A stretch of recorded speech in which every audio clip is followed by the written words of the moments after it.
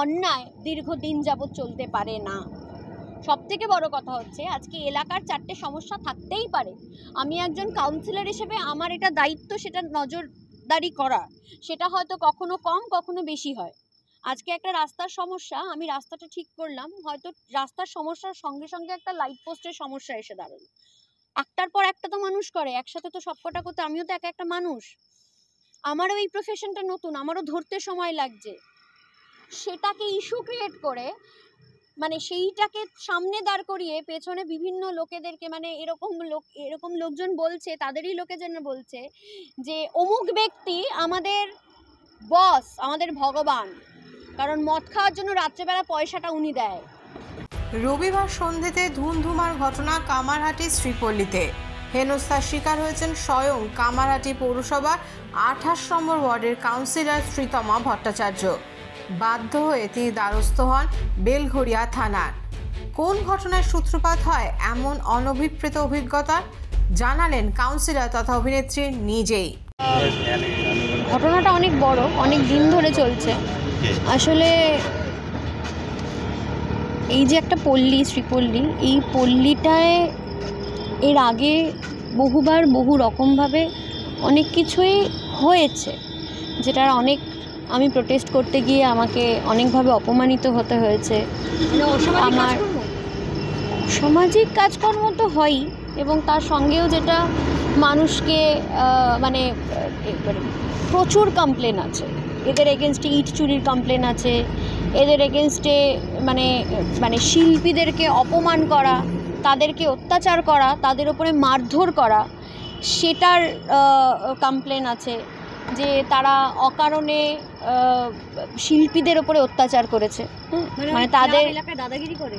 হ্যাঁ, এবং ক্লাবের একটি প্রোগ্রাম করতে এসে একটি নাচের টিমকে অপমানিত হতে হয়েছে, তাদেরকে মারধর খেতে হয়েছে, এবং তার মধ্যে প্রায় 15 থেকে 20 জন মেয়ে ছিল যাদেরকে এই সমস্যার সম্মুখীন হতে হয়েছে। এগুলো তো প্রচুর ছোট ছোট ঘটনা রয়েছে। আমি রিসেন্ট পাস্টের কথা বলছি, আমি ঠিক 15 আগের কথা বলছি। 15 দিন আগে আমার ওয়ার্ডের যে কটা এরিয়া রয়েছে, যে কটা পল্লী রয়েছে, যে কটা বুথ রয়েছে, প্রত্যেকটা বুথের এগেনস্টে একটা করে পল্লী রয়েছে।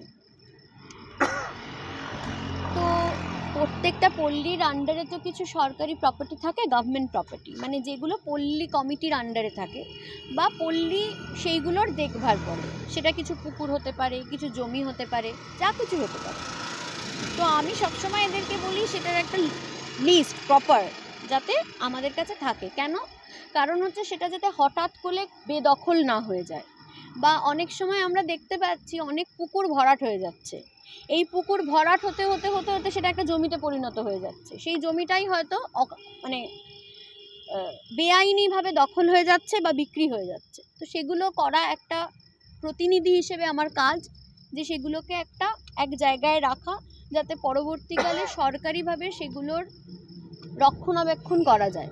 তো সেই লিস্ট এই কমিটির কাছে, যদিও বা এই কমিটিটা রেজিস্টার্ড কমিটি নয়, হঠাৎ করে তৈরি করা 1.5 বছর আগের একটা কমিটি, তারা নিজেরাই লিস্ট নিয়ে নিজেরাই তৈরি করে ফেলে। তখন আমি অনেকবার প্রতিবাদ করা সত্ত্বেও সেটাতে কোনো কাজ হয়নি।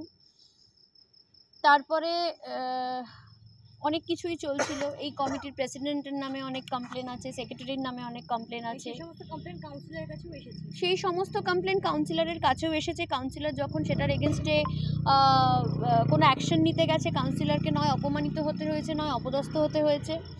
এবং তার থেকেও বড় কথা, অনেক মানে শ্রীপল্লীর যে মাঠটা আছে সেইখানে প্রত্যেক দিন রাতে মানে আমি ঠিক কী ভাষায় বলবো জানি না, যে কাজগুলো হয়, যে কার্যকলাপগুলো হয়, সেটা একটা সুস্থ সমাজে হওয়াটা উচিত নয়। এবং সেটাতে পুলিশ বহুবার গিয়েছে, অনেক সময় মানে এটা শোনা কথা যে পুলিশকেও নাকি হ্যারাস হতে হয়েছে, কেন গিয়েছিল। আজকে কিভাবে সূত্রপাত? আমি মিটিং ডেকেছিলাম সবাইকে নিয়ে এবং ওদেরকে নিয়েও, ওরা যে কমিটিটাকে কমিটি বলে মানে গণ্য করছে, ওরা দাবি করছে যে কমিটিটাকে কমিটি বলে, সেই কমিটির প্রেসিডেন্টকে আমি চিঠি পাঠিয়েছিলাম।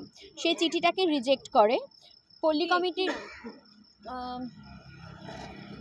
ভদ্রলোকের কি নাম বলবো, আমার বলতে ইচ্ছে করছে না, আমার রুচিতে পারছে। এটাই কারণ আমি যখন কাউন্সিলর ইলেকশনে দাঁড়িয়েছিলাম, সে আমার পাশে দাঁড়িয়েছিল, ঠিক আছে, এবং তার সঙ্গে আরও অনেক মানুষই দাঁড়িয়েছিল যারা আমাকে সত্যিই সাপোর্ট করেছিল। কিন্তু দিনে কালে দেখতে পেলাম তারা শুধুমাত্র তাদের স্বার্থ চরিতার্থ করার জন্য আমার পাশে দাঁড়িয়েছিল। এখন মনে হচ্ছে যে কজন সত্যিকারের পাশে আছে তারাই সত্যি পার্টিটাকে ভালোবেসে পার্টিটা করে। আমি পার্টির কথা উঠাতে চাইনি, এই কারণে ওঠাতে চাইনি, তাহলে অনেক রকমের কথা উঠতে পারে। তো কেউ অভদ্র বলে আমাকে তো সেখানে নেমে অভদ্রতামটা করতে হবে, এটার কোনো মানে নেই।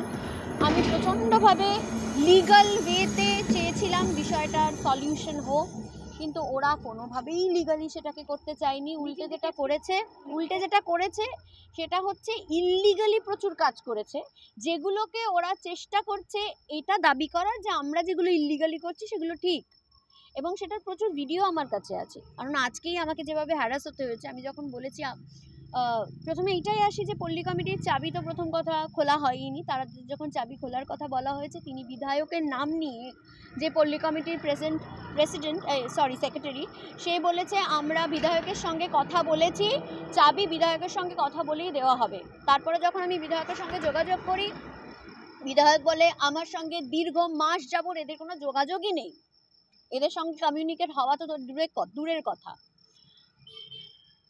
সবথেকে বড় কথা হচ্ছে কারোর পাবলিক প্রপার্টি নয়, কারোর পার্সোনাল প্রপার্টি নয়, পাবলিক প্রপার্টি, এবং যেটা সরকারের।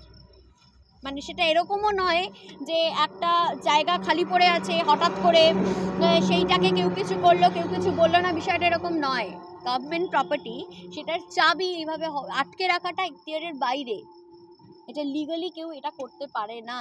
আর বিশেষ করে করতে পারে না যখন একজন মানুষ হঠাৎ করে বলছে যে হ্যাঁ আমরা একটা মিটিং ডাকতে চাই, এবং সেটা পল্লীর মানুষদের নিয়ে। আমি একা অন্য পাড়া থেকে লোক এনে মিটিং করবো বলে পল্লী কমিটির চাবি আমিও চাইনি, আমি তাদেরই লোক পাঠিয়েছি, তাদেরকেই মানে ধরুন যে সেই পল্লীর হয়তো কার্যকারী সভাপতি সেই রকম মানুষ গেছে, বা সেই পল্লী কমিটির হয়তো সদস্য সে গেছে, গিয়ে বলেছে চাবিটা দে, আমরা তো মিটিং করব। ওরা আসতেও রাজি হয়নি, কারণ ওদেরও মিটিংয়ে ইনভাইটেড ছিলেন, তারা আসতেও রাজি হয়নি, তারা মিটিংটা অ্যাটেন্ডও করেনি। উল্টে যেটা করেছে, চাবি না দিয়ে একটা বিশৃঙ্খলা সৃষ্টি করেছে। আমি নিজের জন্য এক ফোঁটাও আতঙ্কিত নই, কারণ এই রকম হামলা এর আগেও আমার সঙ্গে হয়েছে। যখন আমি প্রথম কাউন্সিলর হয়ে এসেছি, এর মধ্যে থেকেই কিছু ব্যক্তি আমার উপরে অ্যাটাক করেছিল, তখন আতঙ্কিত ছিলাম, এখন আমি আতঙ্কিত নই।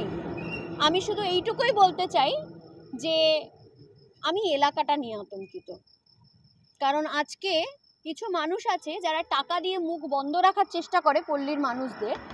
আলটিমেটলি কিন্তু টাকা দিয়ে বেশি দিন মানুষের মুখ বন্ধ রাখা যায় না। এই বিষয়ে কি দলের উচ্চপদস্থকে জানিয়েছে? একদম জানিয়েছে, এবং তারা প্রত্যেকে আমার সাপোর্টে আছে। আমাদের বিধায়ক নিজে বলেছে যে আমরা পাশে আছি, তুমি থাকো, লিগালি স্টেপ নাও।